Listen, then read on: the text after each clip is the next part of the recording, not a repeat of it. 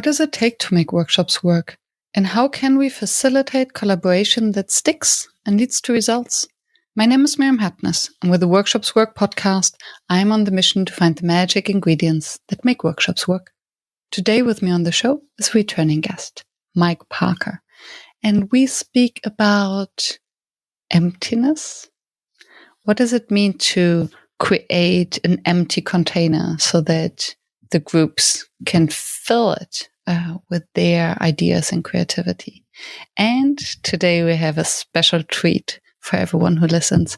Mike is sharing a guided relaxation with us at the end of the recording to make sure that you're not driving or are in crowds when you're listening to it. So I highly recommend to get to at least to the very end to enjoy the guided relaxation, and I will put the timestamps along with all the information in the show notes. And if you enjoy the conversation, don't forget to subscribe. Thank you for listening. Mike Parker, welcome back. I'm so happy to have you. Thank you, Miriam. It's very kind of you to have me. It's delightful to speak to you as always. Yeah, and I have the impression that every time we're speaking with each other, unrecorded, it could have been a podcast. Yeah.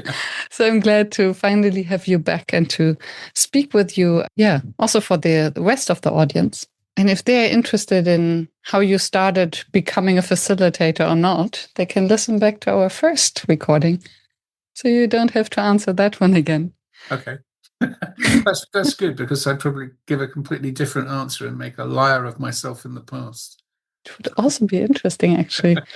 Maybe depends on the day whether we want to call ourselves facilitators or not. Yeah. What makes a good facilitator for you, especially maybe in times like, air quotes, times like these, we're end of 2025? Yeah, I was actually been thinking about this a lot.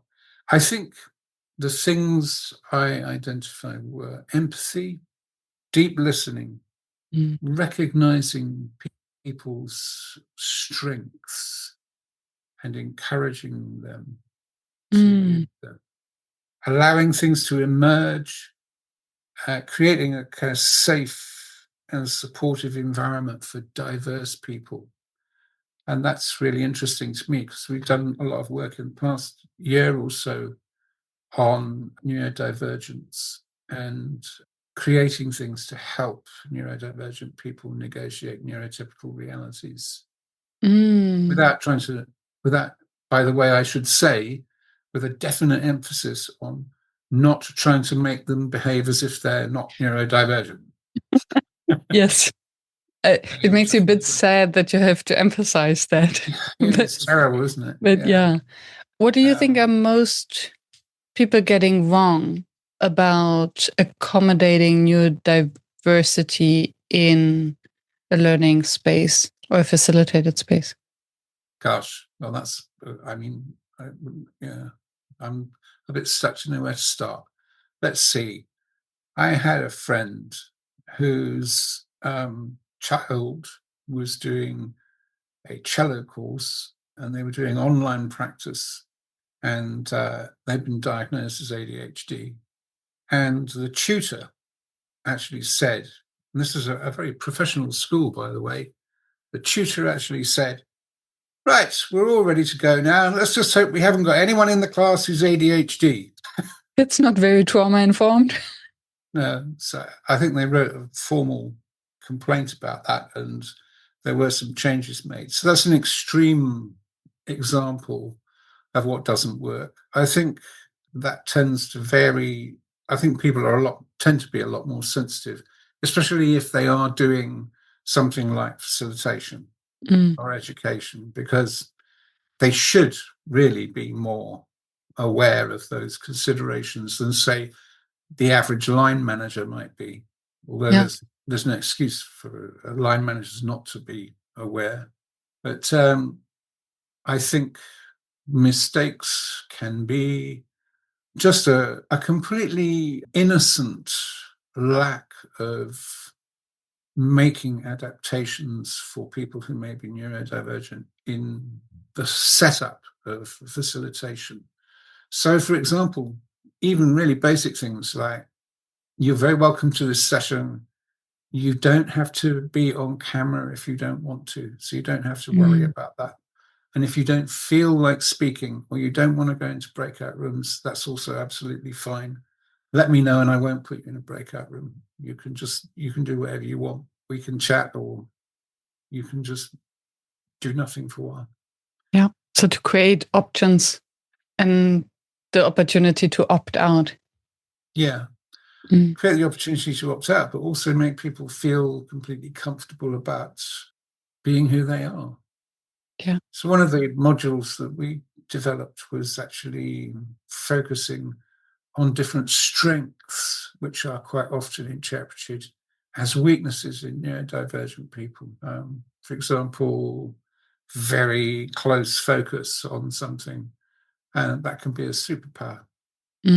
There's so much to unpack, because I think what you describe as air quotes special needs for people who are in the neurodiverse space may also apply to, so I think everyone else would also benefit from that. Oh, I'm so glad you said that, because I was about to launch into my favorite book of the year in the past year, which is by Ludmila Praslova and is called The Canary Code.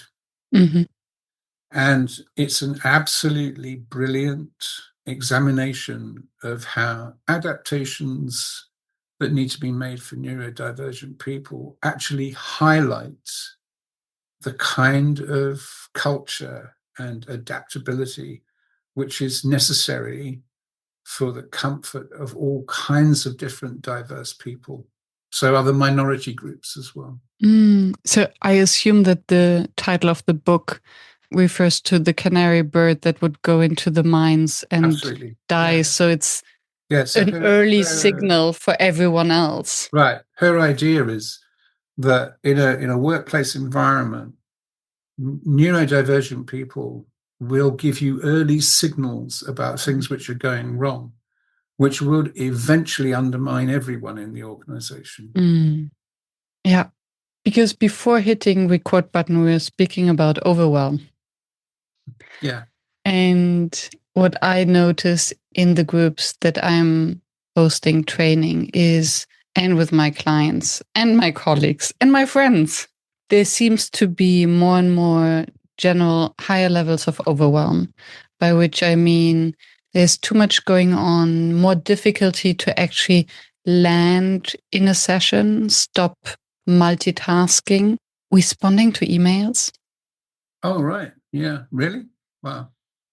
So I wonder, and this came also through by what you mentioned as what makes a great facilitator. What I heard was also slowing down and creating a space where people can actually calm down their nervous system. Yeah, I actually do that. I've actually done that for several large organizations at the beginning of strategy projects and strategy days, which is to use some basic liminal coaching techniques and a short guided relaxation to calm everyone down, but also to open up their sense of what might be possible before they actually start.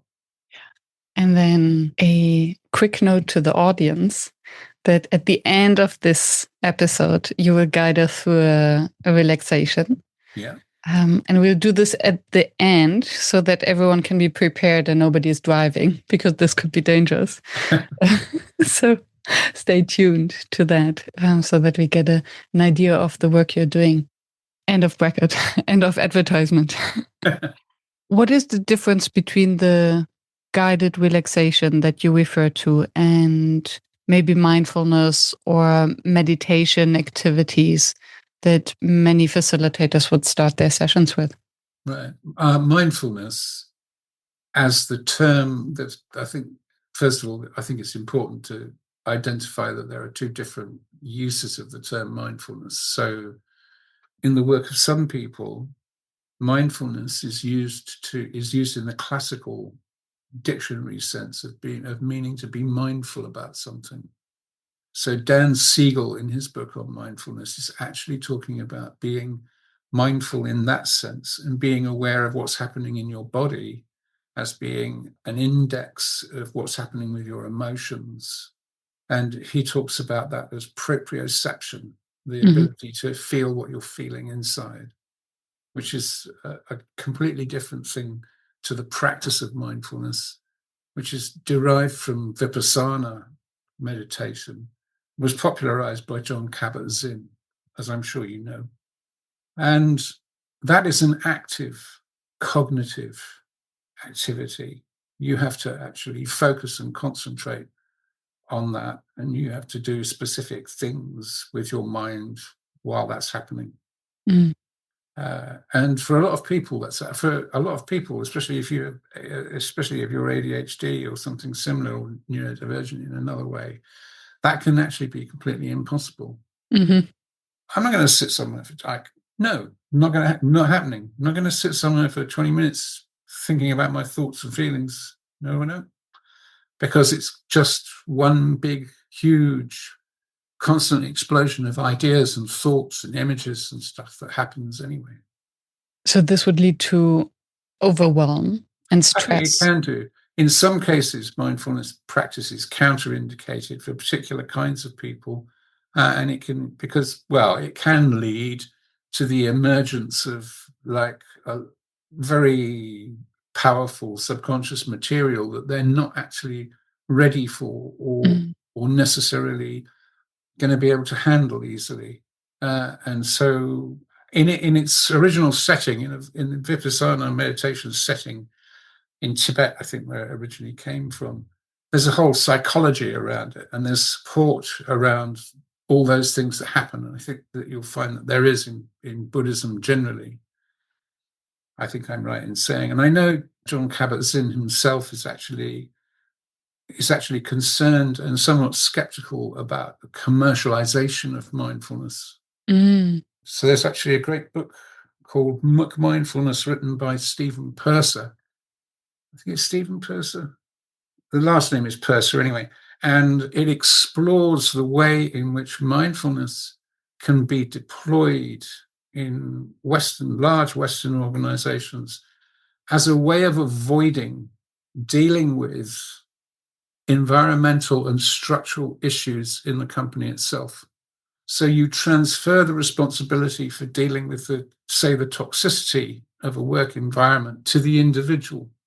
Basically inviting them to surrender. Oh, if you're just mindfulness enough, you can push through the stress. Yeah, something like that. It's like, I think he described it as being self-soothing. So you're encouraged to absorb all the stress and negativity without there being any question about looking at its sources in the workplace environment, and deal with it internally as an internal thing, and use that a lot of emotional and psychic energy doing that. And then it's basically silenced. Effectively, yeah. And I don't think that's, I think potentially, I'm not saying that it's not incredibly useful or incredibly helpful, because it is for many people, and it's a great discipline if you can do it, I think. But the difference between that and guided relaxation that we use is the specific way it's set up and the instructions around it, which are basically, with guided relaxation, we say, okay, you now have a period of time where all you have to do is completely relax and drift and dream. You can think about whatever you like. You can follow what's being said if you want to, but you don't have to. And you can even have a nap and it will still work okay. And I've had really a large number of people who have said to me, boy, I can't tell you what a relief it is to hear that, and how great it is just to be able to know that I haven't got to worry about whether I'm following it or not following it or anything else. And then you find that in those circumstances, people get really, really relaxed. True. It is, there's no obligation, and what we do is good enough, because I think there's a lot of, indeed, forcefulness around meditation, that, oh, you're not allowed to think, you're not allowed to judge. So there's a lot of no's.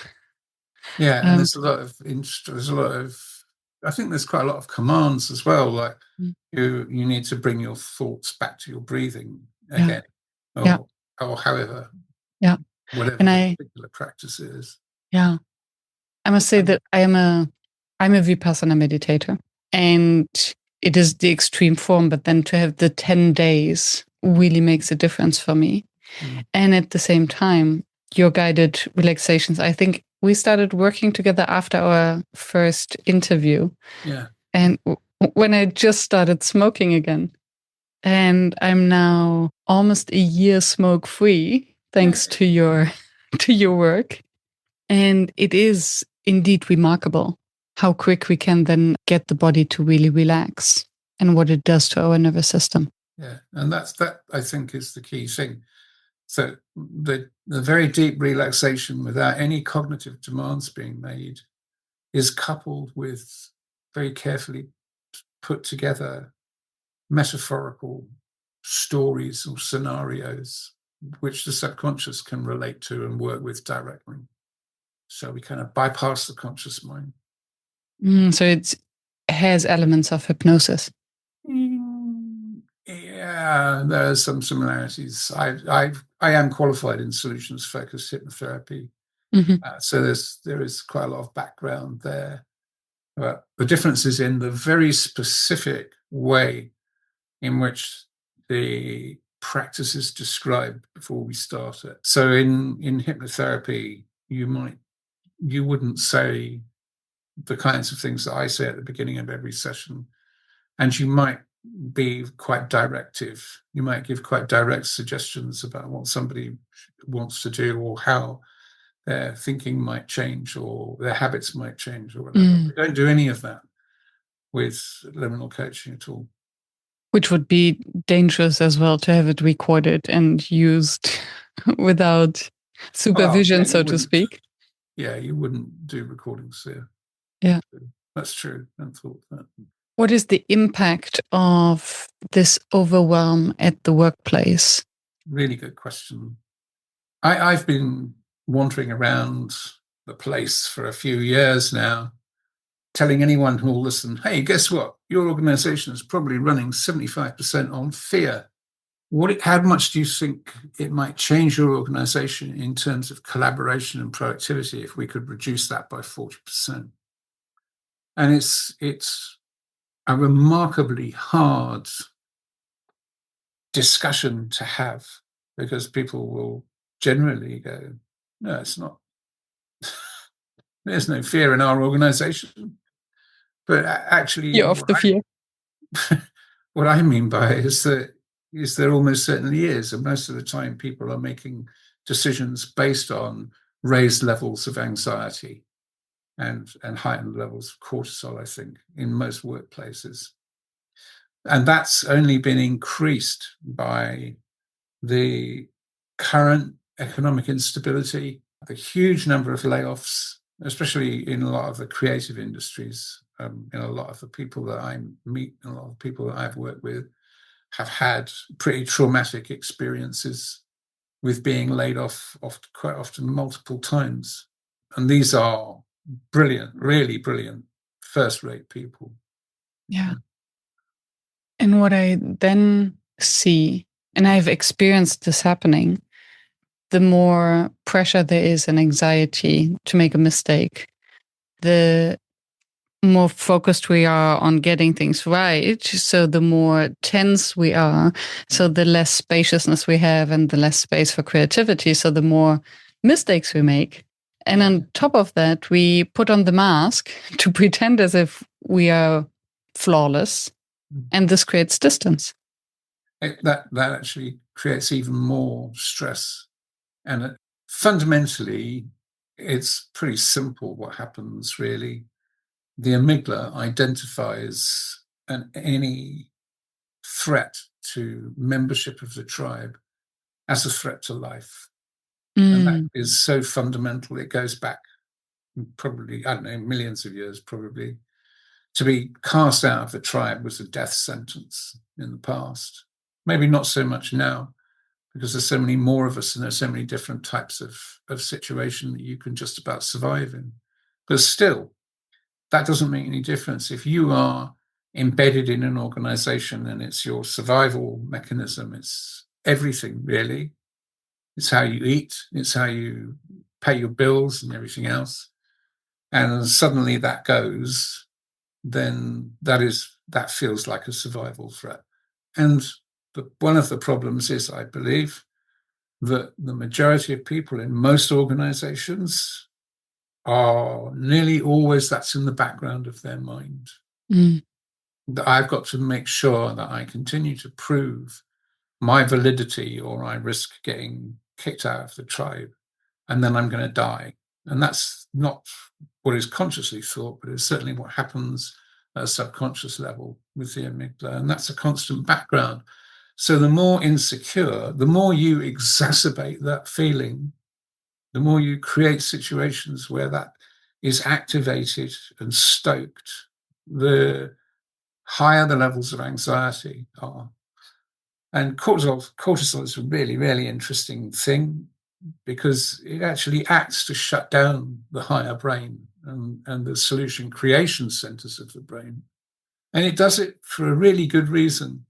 It does it because the amygdala tells it to, effectively. The amygdala says, right, you're going to shut down a large part of or all of the higher brain because we are under a death threat. And I am going to take over and make sure we survive, which is where you get the term amygdala hijack from. And so, yeah, but there are varying degrees. So people who are really stressed get brain fog and can't think too well. But it may not be completely like a complete takeover. In some cases, though, where the threat is perceived by the amygdala as being really extreme, it will completely and absolutely take over. Like if you run into a polar bear in the street, you're running before you've consciously thought about it. Yeah.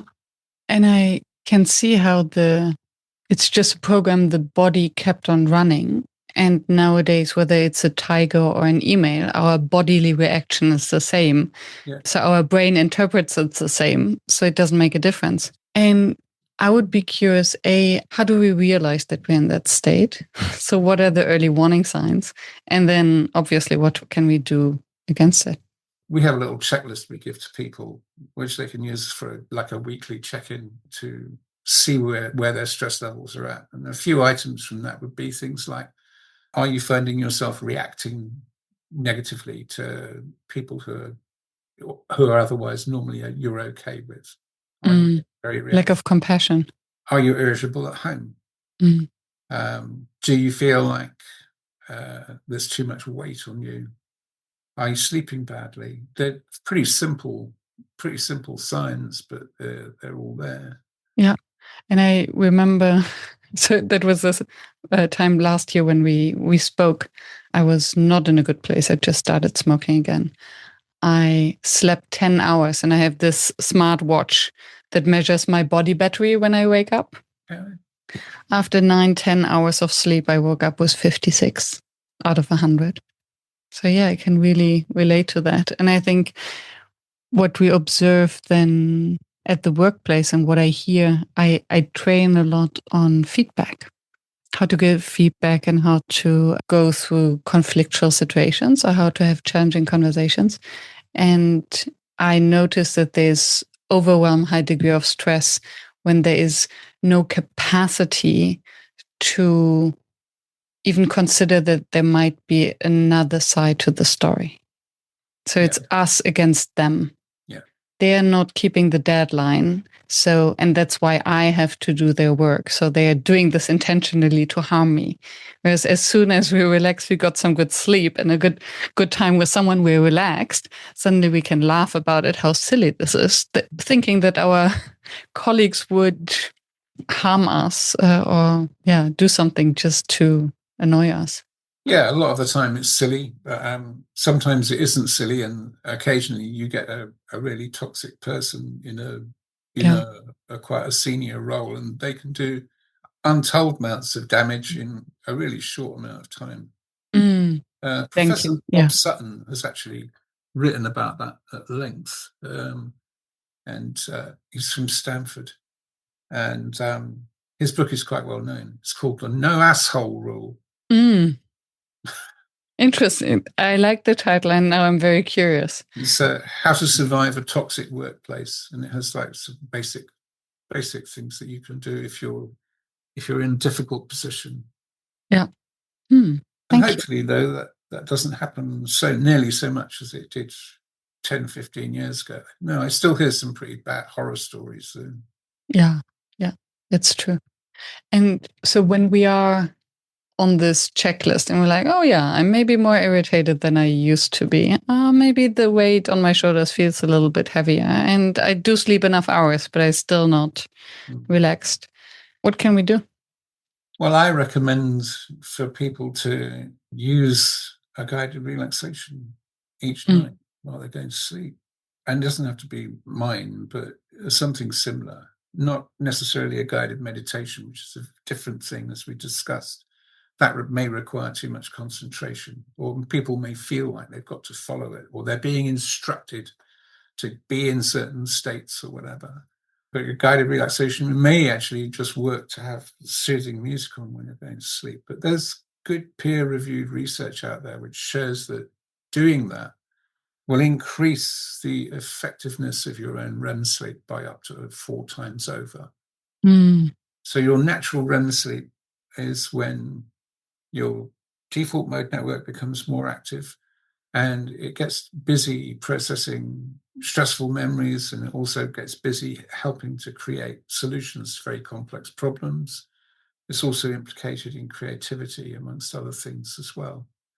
So there's an awful lot happening when you're in your REM sleep, but it uses a huge amount of energy. So the more effective you can make it, the better. It uses a lot of energy to do that processing. So your brain limits the amount of REM sleep you usually get to around 20%. So you don't get too exhausted by it. That is interesting. So it's basically a trade-off. Either I can process everything that has been potentially harmful throughout the day, and then I do sleep all these hours, but my body doesn't relax, but maybe my mind does. What usually happens your brain will normally wake you up after you reach 20% if you try to exceed it, quite suddenly wake up, and then you have trouble getting back to sleep. But if you do succeed in exceeding the 20% limit and you stay in REM for much, much longer, you can have 10, even 12 hours sleep and wake up the next morning still feeling completely exhausted, because you haven't had enough D-wave sleep to do all the DNA repair and flush the bad chemicals out of your brain and stuff like that. So actually being able to improve the effectiveness of the natural REM sleep that you get is really, really important. It's a really good thing to do. And doing simple things like listening to something very relaxing while you're going to sleep, and even writing down a little list of things which have been good during the day, and then what it would be like to wake up to a great day tomorrow morning. Just a short list of those things just before going to sleep. That can really help. Yeah, I heard about that. Many brain scientists actually speak about I put it in air quotes, law of attraction, because it's often used for woo-woo spiritual bypassing language. But that if we tell our brain very specifically what we want as an outcome, that unconsciously it will do whatever is necessary to actually achieve that. Yeah, it changes all the filtering that happens at a subconscious level. So it starts filtering for all the opportunities to actually make happen what you have visualized and focused on. Yeah. Really, I can't remember where I saw it, but there was a really good example of an experiment they did where they invited 2 groups of people to participate in an experiment. They told them to come for an introductory interview. The participants didn't know that the introductory interview was actually the experiment. But the participants had been pre-selected for people who were like pretty positive and enthusiastic about life, and people who were actually a little bit depressed or negative. Okay, and I think that they had actually left a $25 or $20 bill on the floor of the interview room, like by the chair.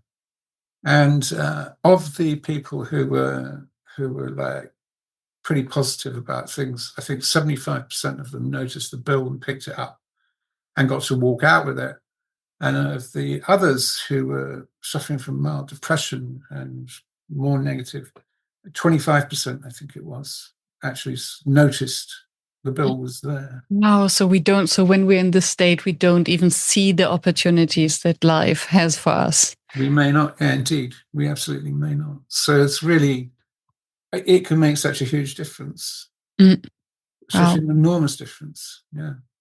Fascinating. And when working with, we're drifting a little bit because in our exploration call, we were talking about emptiness. Oh, okay. Yeah. There's too much of a shift. It's not drifting. We're not drifting that far, really, because if you think about it, being able to empty out your accumulated stress is creating space for more positive possibilities. Oh, yes, of course, because thank you for the reminder. Because I was so focused on the groups and the participants and the poor employees we're dealing with who are so stressed and overwhelmed, and forgot that we're actually also part of the group. Yeah. And what happens when we are overwhelmed and stressed. And maybe that's a good segue to get into the emptiness and focus on the facilitator. Because when we are in a good state and have a group of overwhelmed participants, what is there that we can do? Well, I think there's a lot that we can do. And a lot of it comes down to where you have got yourself tuned to.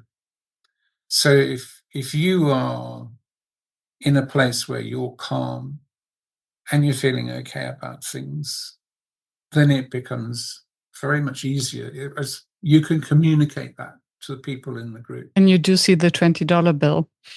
Yeah. Basically, you do see the golden nuggets that the group is laying. Yeah. So I think quite often we miss really simple opportunities in this respect. Like actually saying at the beginning of a session, I know that a lot of us are under an enormous amounts of stress, plus what's happening in the world around us as well, not just personal and work stuff.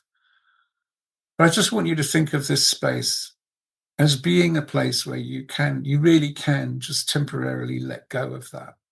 You can make the choice to just let go of that for a while. Give yourself a break for the next half hour or hour, and maybe start by taking a few deep, easy breaths right now, and just letting yourself think about breathing in calmness and relaxation, and breathing out any stress or tension, and just letting it go, letting it drift away from you, and then we can start from there. Yeah, that's true. So that's kind of a little example of what we might do. Just the invitation then helps to shift gears. I started to open almost every session that I host with a collective stretch. No, that sounds great. Yeah, that's a good thing to do. Yeah. Because some feel, I get the eye rolls if, okay, so now we need to breathe again or meditate. And funny enough, I equally get the eye rolls when I don't get the eye rolls. I get the big eyes. What? Stretch? But afterwards, everyone feels better. Yeah, indeed. It helps. The little shift helps them to get in a different mode and forget for a moment everything around because they get into the body maybe. Yeah, I think that's true. And the important thing to remember is that when you get the eye roll, is not to worry about it, because it usually indicates that somebody's orienting response has been triggered. And it's like, I know, I didn't expect this. Now I'm thrown. Now this isn't going according to the pattern that I was running when I walked into the room. So now I've got to change pattern. I've got to change pattern. But actually, 9 times out of 10, they do end up changing pattern for the better. Because when the orienting response is triggered, you actually become a bit more suggestible So if you as the facilitator do something which is like a little bit unexpected at the beginning and then suggest that this is an opportunity to completely relax and let go of a lot of stress so you can get the most out of the session, it can be quite effective. So to use the moment of surprise to plant a powerful idea. I think we spoke about that in a different context. We did, yeah. Yeah, good reminder. Yeah. So then, starting with getting into the body, a little bit of change of the pattern, and then giving them options and the opportunity to opt out. How would you, and I get, how do you respond if someone says, yes, but if they don't have the camera on, then they cannot connect, and it's important for them to have the camera on so that we can have a collaborative session and communicate, and visual clues are important. And I think if somebody really feels like it's going to be for them overwhelming to be on camera, then we should just let them not be on camera. Because otherwise you're just adding to their stress. And a lot of people who are neurodivergent, for them it's actually, it can be really a difficult thing to be on camera, especially with another 10 people there. Yeah, and I find it very interesting, almost the battle between control and letting go, and for whom are we doing things. I think many of the rules that we as facilitators or trainers sometimes impose are more for ourselves and our comfort and for us to feel safe than for the group. And I think that's actually true, isn't it?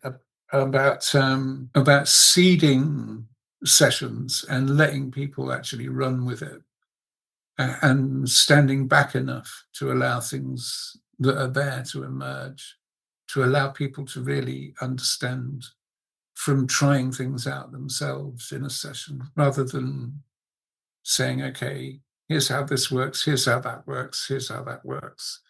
Rather more asking questions like, so what happens if you do this? What happens if you ask this question? What becomes possible? And I think it's also linked to this overwhelm. I think we're getting so much information and everyone grabs for our attention. And then on top of that, we are forced to sit in a training or a workshop. Maybe we even signed up for it, but then there's even more information that comes in. And how possibly can we put that into our brains? How can we expect anyone to follow that? I mean, 9 times out of 10, I don't think you can. I'm actually fairly convinced that in a 20-minute or half-hour session, for example, allowing for another 20 minutes of discussion at the end or whatever, effectively communicating 3 or 4 significant ideas which really land with people and allow them to see new possibilities or new ways of doing things is probably about the limit. So this would mean too that we need to rethink the way we teach and communicate anyway. I think so, because if you think about it, I think we're in an age now where having a vast store of what I call lexical knowledge, or like things that you could find in a reference book, things that you could look up in a few seconds, having a vast store of that and trying to pass that vast store of accumulated ideas and knowledge across to somebody else is probably not really where we want to be going now in this period where we are. Because honestly, I think that the amount of knowledge and the amount of ideas and perspectives that we've created in just the past 30 years make it absolutely impossible for somebody to cover off a synthesis of all of it anyway. So what is our purpose here in facilitating or teaching, if you like? I think it has to be methods of inquiry and methods of synthesis and ways of questioning which lead you to insightful conclusions, it seems to me. I might be quite wrong, of course. I agree 100%. And then again, think that in order to, because all of that, what you just cited, requires spaciousness. Yeah, that's right. That's where, for me, that's where emptiness comes in. Tell me more. Because let's just briefly make a point about the difference between nothingness, which is just a complete absence, say, and emptiness, because to have emptiness, it implies that you have to have a container. Mm-hmm.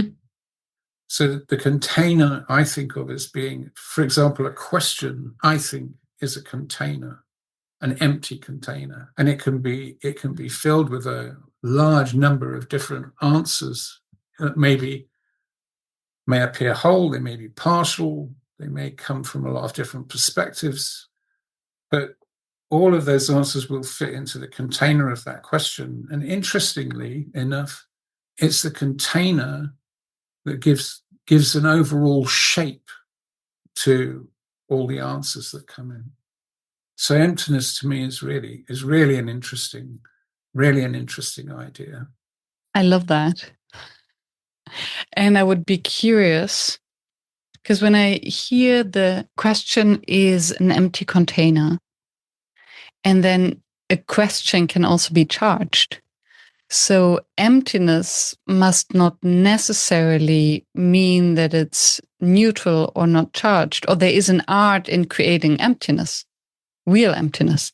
Yes, yeah. There is, absolutely, I think, a tremendous art in what kind of container you suggest for the emptiness. I can give you an example from the metaphor that we're going to use later on in the guided relaxation we spoke about is an empty cup. But the cup initially is full. And the cup is described, that's the container, that's the vessel. But during the guided relaxation, we actually give tacit definition to the shape of the cup and what it is that it contains. And so it's defined as containing thoughts, feelings, assumptions, and beliefs. Okay. And then during the guided relaxation, you're given the opportunity to pour them out, to empty the cup out, to let them all just drift away so that there's now complete silence, emptiness, and space around you. And in that space, lots of different things may emerge. And it's interesting. So I was suddenly thinking that it's creating the space that is usually assumed or expected from meditation. You have to be empty, but nobody is empty. So it's basically denying reality, but then facilitating the preparation of the container and the emptiness. Well, I think the difference is that because you're saying this is a container which is going to become empty, you've set some achievable bounds on it, rather than saying you've got to be completely empty, which is absolutely impossible. Mm-hmm. It is possible to allow yourself to detach and let go of assumptions, beliefs, and feelings, at least for a while. Mm-hmm. Because there's a reason why we get attached to them. So at some part in our life, they were useful. So normally when we do this exercise with emptying the cup, people are invited to think about something that they might like to actively let go of, a belief or a feeling or whatever. It might be something like, I'm not good enough, or I can never get what I want, or whatever. Could be anything. But they're invited to think of that as being something which might be in this cup. And then it would also prepare for either creative session to see something, opportunities that maybe before we couldn't see because we're so focused on our one solution. Yeah, absolutely. That's the idea. So there's a longer one, which actually ties the metaphor of the empty cup together with a space of emergence. where having used the empty cup, we then describe a scenario where you can see patterns of thought and energy beginning to coalesce together, which is done in such a way as to encourage whatever is latent in the subconscious in terms of solutions, thoughts, ideas, and frameworks to emerge into the space which has been created. And what I love about that is that in facilitation, we say that the room has all the answers already. And usually when a group needs a facilitator or an individual needs a facilitator, it's the assumption that everything is there already, but we don't see the patterns. We cannot put the puzzle pieces together, right, although it's all laid out. That is the core of the approach with remote coaching, is that actually it's based in some ways on solutions-focused brief therapy and the idea that the person themselves is the best expert in what's happening with them and where they want to get to and what they want to do. Mm. So the whole thing is actually about empowering people's innate capabilities. And then how do you choose the words or metaphors for these guided relaxations so that the subconscious mind can do all the work? I'm just going to say carefully.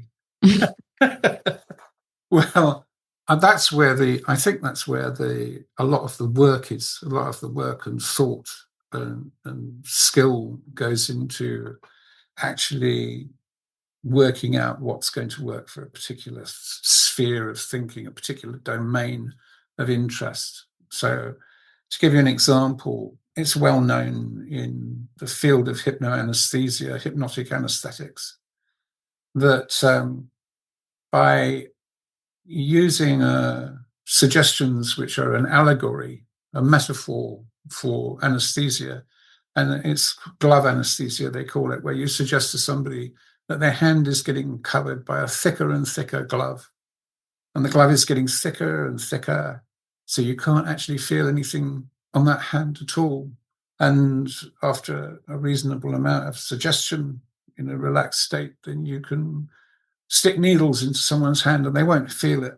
So that's how powerful metaphor is. There's a hospital in Liège which specializes in hypnoanesthesia for people who are allergic to ordinary anesthetic and stuff like that. So the reason I mention that is because it's a very good example of how metaphor works. And what I spend an awful lot of time looking at research from different areas and working out how I can apply that through carefully constructed metaphor. So, for example, creative insight, as they call it, which is the ability to pick things out of a huge sea of possibilities, which may be in your subconscious. Creative insight is you have, I think, at least 3 or 4 different large neural networks are working at the same time for that to happen. It includes the cerebellum network, which is our sense of space and motion, the semantic network, which is like language and stuff, the default mode network, which is largely responsible for producing the huge amount of possible stuff, and the salience network, which is responsible for working out which parts of it are going to be useful. And they are all more active during creative insight. So I would take that research and create a metaphorical scenario or a metaphorical journey in a guided relaxation, which specifically focused on activating those networks together at the same time in a scenario where somebody is actually picking ideas that will help them to solve the problems that they're working on out of a vast sea of possibility. So that's an example. So, and I hear you say a vast sea of possibilities. So there would be water involved, and there's water involved in all of them. What is the magic of water? The fluidity, it has so much vast symbolic value, doesn't it? After all, we're 85%. I think 85% water as beings ourselves. Water flows. It's absolutely essential to every kind of life. it disappears if it doesn't have a container. Yeah, right. It takes the shape of whatever it's poured into. It's a symbol of fluidity. It's a symbol of the subconscious. It's been a symbol of the subconscious ever since, I think, for thousands and thousands and thousands of years, even before the term was invented. It was seen as being, below the surface of the water. There are all these things, this whole sphere of life happening, unseen beneath the surface. That's also why the iceberg metaphor works so well for everything. Everyone uses it for their own ideas. How about the adaptability to different cultures? So to different cultures, would a guided relaxation work, and the metaphors that you're choosing, would they work as well for someone living in the UK or Netherlands as I am, someone in India or China or Russia? Yes, mainly they would, because they're pretty much archetypal. So I think I've worked with people from a large number of different backgrounds. Of course, they are in English, so that's a limitation. I did have somebody who wanted to translate them into Spanish, but I don't think they ever got around to it.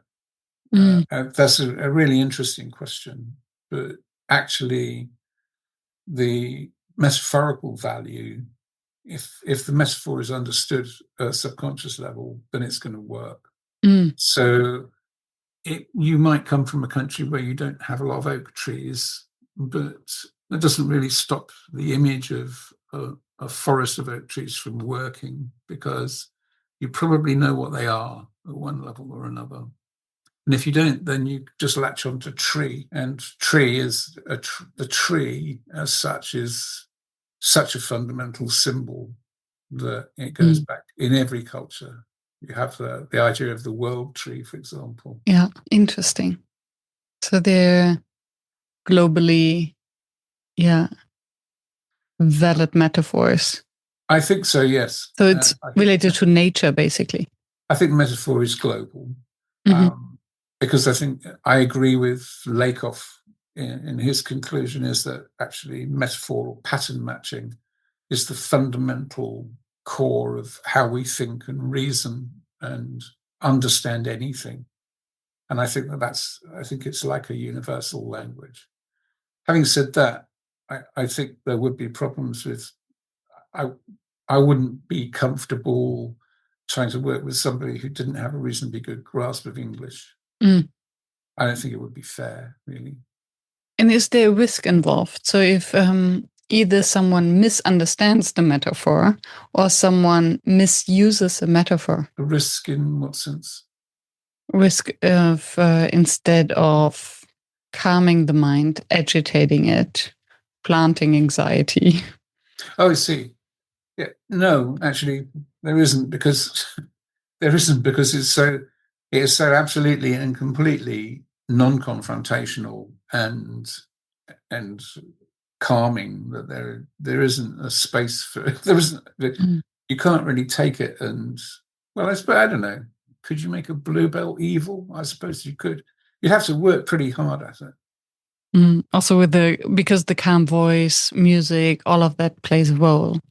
There are some, one or two people who have had don't particularly like that, or that's too intense reactions to one or two of them, but nothing which is worse than the reactions that somebody might have to a story, basically. Yeah. So you will guide us through a relaxation in a bit. Happy to do that. Yeah. And maybe we can unpack it afterwards a bit. Would that make sense? Do that too. As we're going to do that, I think it would be great if we could invite the audience to do a little bit of preparation or priming for doing the guided relaxation. So I've mentioned before, perhaps they would like to write down a belief or a thought or a feeling that they would actually like to let go of before we start doing it, and have that in mind when we do it. So you let me know when you would like to do that, and find the appropriate bit here. It might be a good moment to just pause the podcast, write down something you want to let go of, and then continue the podcast. And in case you're sitting in a car or being in a crowded place, it might also be worth to stop the podcast and to resume later when you're in a more relaxed environment. Is that correct? Yeah, I think that's a very good idea, just to be on the safe side. Yeah, I'm wondering that.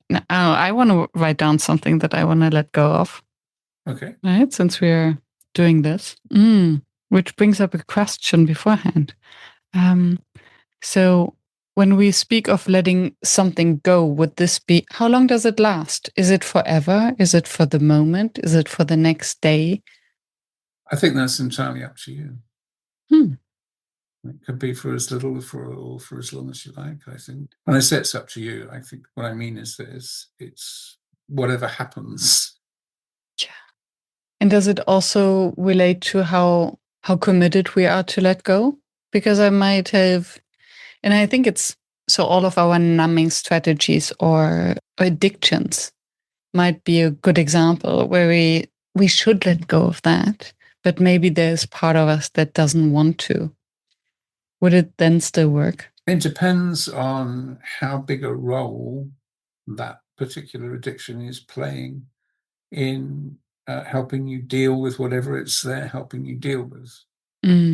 So usually those things are in place because at some point they have actually helped you to survive or helped you to cope or whatever. So if they're no longer helping you cope, or the situation's not the same anymore, then it's probably okay to let go of them, and they'll probably feel okay about being let go of. If something is still providing a function, a protective function, then maybe not so much. But perhaps to some extent, or perhaps it actually starts an internal dialogue with that particular part of ourselves. So we can see that, yes, quite a lot of it went, but perhaps not all of it. And then think about, well, that's interesting. I wonder why that is. Then, of course, you can always go back to the same place, to the same imagined scenario, and do it again with different things for as long as you like, as many times as you want. So now you have the recording. Yeah, there you go. And if you want the real thing, we put your contacts in the show notes. That'd be great. Because I think maybe one anecdote, and I don't have an affiliate link from Mike.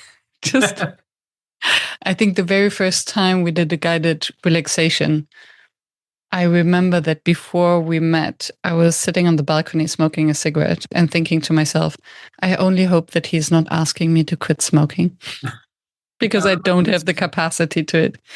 And then we did the relaxation. And I remember afterwards smoking another cigarette and thinking, why am I actually doing that? And I think it was the last cigarette for several months. And then I got back into it because of severe stress. And then we had another session where you actually applied, I think, more of hypnotherapy methods. And since then, not a single cigarette and not even the desire. That's great. That's good. Yeah. So sometimes even if we don't want to, it happens. Well, I think at some level you do want to, because at the deepest level you know and you sense and feel that it's not great, it's not good for you, and it's not really where you want to be.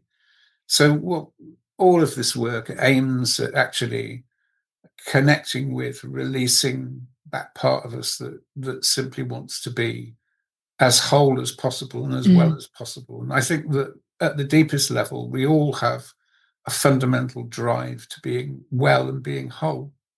Yeah. So it's kind of tapping into that, really. Yeah, good. Enough distraction. Back to work. Okay. Should I begin? Yes, please. Okay.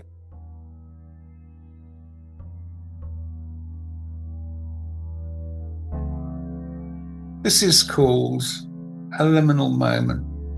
It's just a moment in time, a few minutes, where you can completely and absolutely relax, let go, drift and dream. You don't even have to follow what's being said if you don't want to, though you can. You can think about whatever you like. You can even have a short nap, and it'll work just fine. But maybe start just by relaxing every single muscle as much as you can.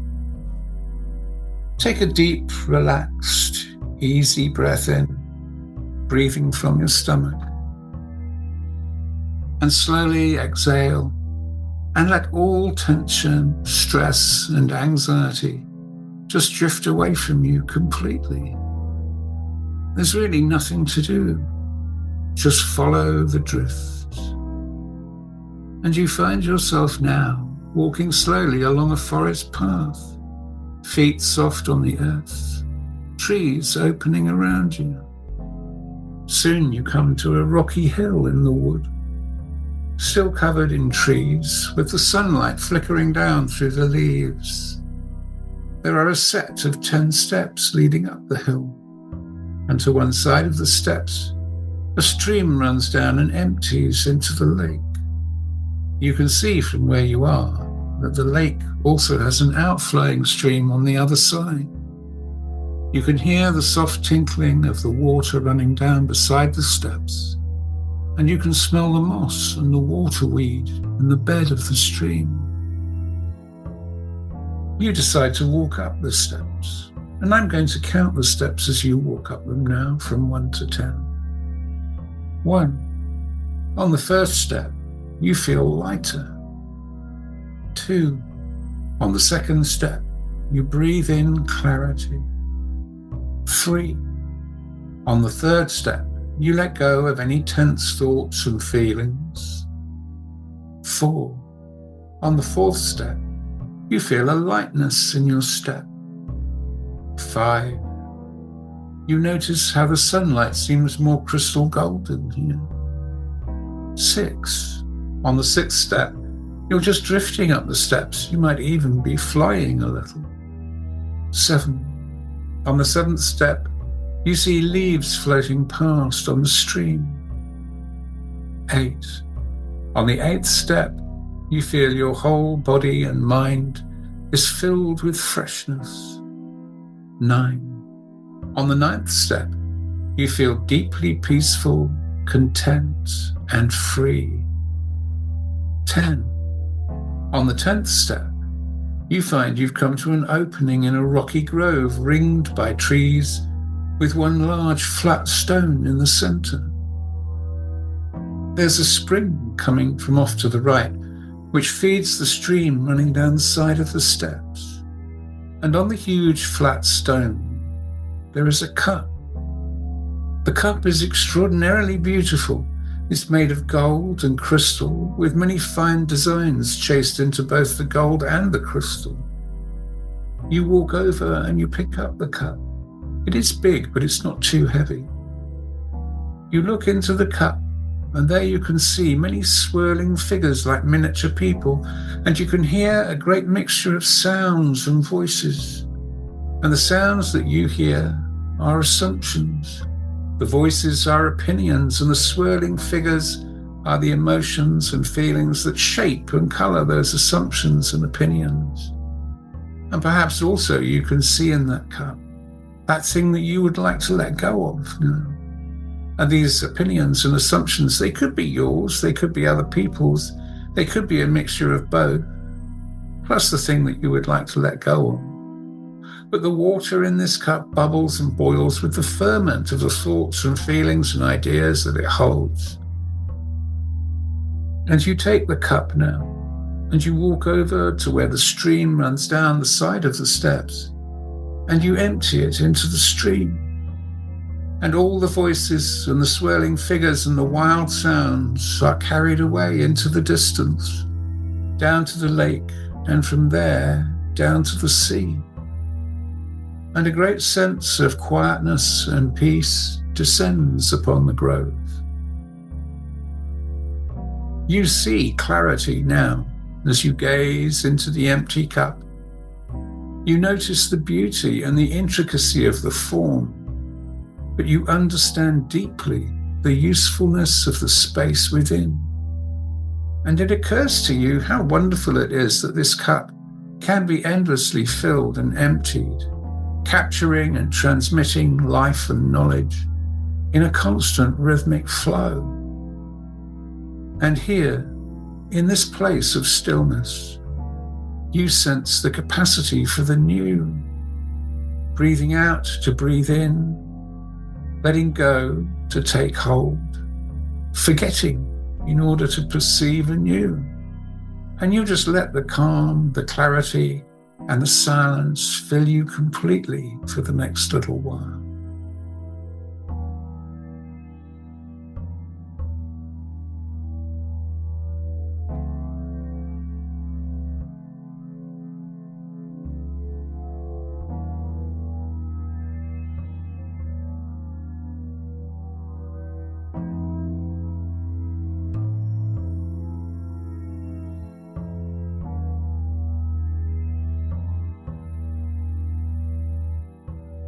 And now you just let your awareness return gently to your breath, to your body, to the space around you, drifting back from the grove now, taking all the time you need, but bringing that great sense of peace and quietness and space with you, just drifting peacefully and easily back to ordinary waking, feeling grounded, spacious, and quietly energized.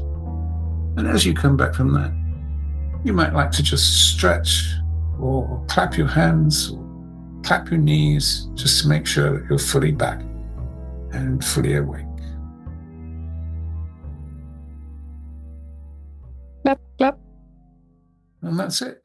That's a 6 or 7 minute liminal moment. Beautiful. Thank you. I didn't know how effective it is in such a short time. I know. I was interested to discover that myself when we first started doing them. And I ran a few focus groups, and a number of people said, wow, I didn't realize that we could get that deep in such a short time. Yeah. And I can also see that it, even if we don't know what we want to put in the cup to let go of, all the voices and all the feelings, there's so much already suggestions in there. Yeah. The thing is that all the voices and all the feelings it's enough to indicate what kind of thing. Yeah. But it's general enough and not prescriptive. So it allows people to fill in what it is with whatever they need. Yeah.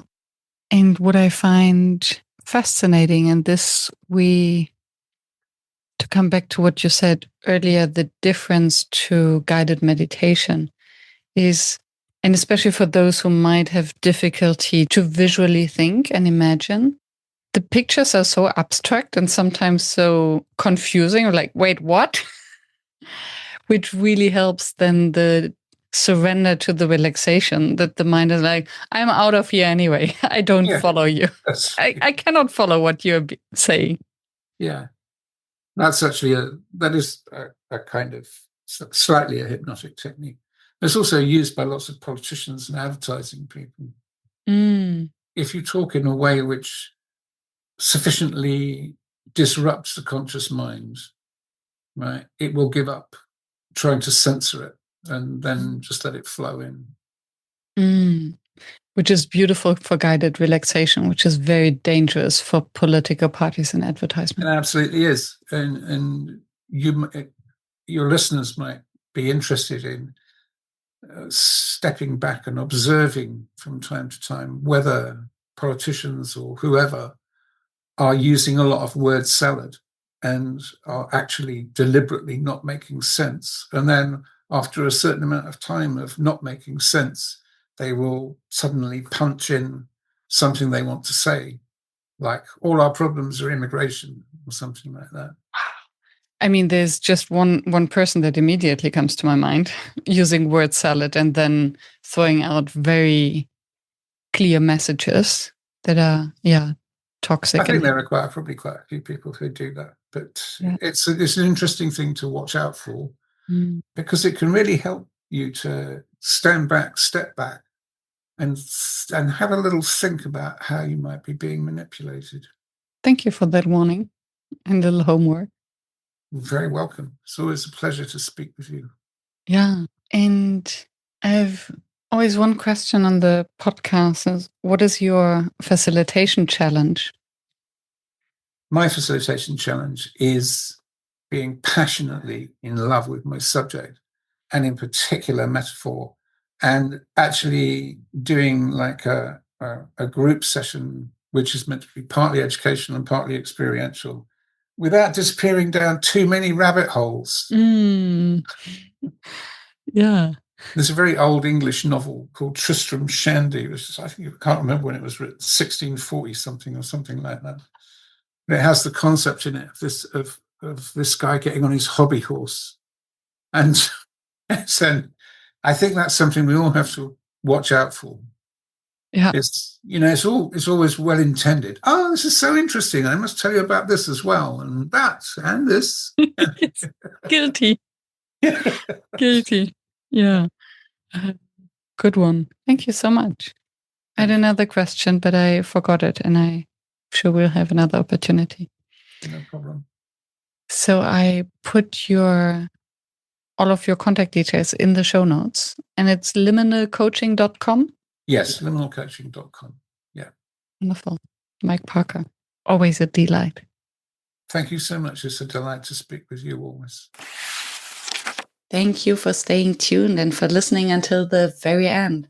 I hope that you found the inspiration and the wisdom that you are looking for. And I hope that you will subscribe to the show so that you never miss any of the interviews with another inspiring facilitator from across the world. I'm devoted to continue this podcast and to deliver weekly an episode that maintains the quality that you expect and you deserve. And if you would like to help me to maintain this quality and to keep the podcast free, please help us. Visit workshops.work/support to make a small donation to keep the podcast free. Thank you so much. I hope to be in your ears next week.